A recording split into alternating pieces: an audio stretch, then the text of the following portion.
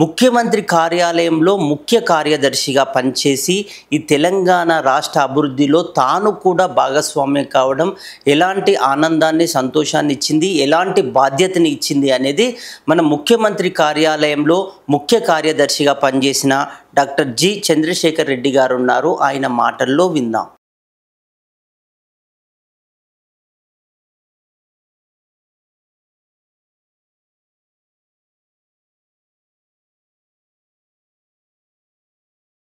ఒకేసారి సీఎం ముఖ్య కార్యదర్శిగాను, vice chairman and managing director కార్పొరేషన్కి, అలాగే పీసీసీఎఫ్ హాఫ్గా 3 బాధ్యతలు ఒకేసారి నిర్వహించే అవకాశం వచ్చింది.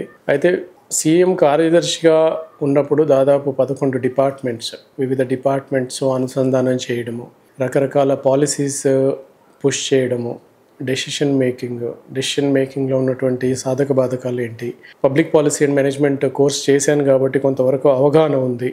సో ముఖ్యంగా గత 18 నెలల కాలంలో ఎన్నో ఇనిషియేటివ్స్, ఎన్నో పబ్లిక్కి కావాల్సినటువంటి పాలసీలని రూపొందించడం జరిగింది, ఇంప్లిమెంట్ చేయడం జరిగింది. హౌసింగ్ కావచ్చు, రేషన్ కార్డ్స్ కావచ్చు, ఈ మన సన్న బియ్యం లేదు, 500 రూపీస్ సిలిండర్ కావచ్చు, ఇలాంటి చాలా కార్యక్రమాలు ముందుకు తీసుకెళ్ళడం జరిగింది.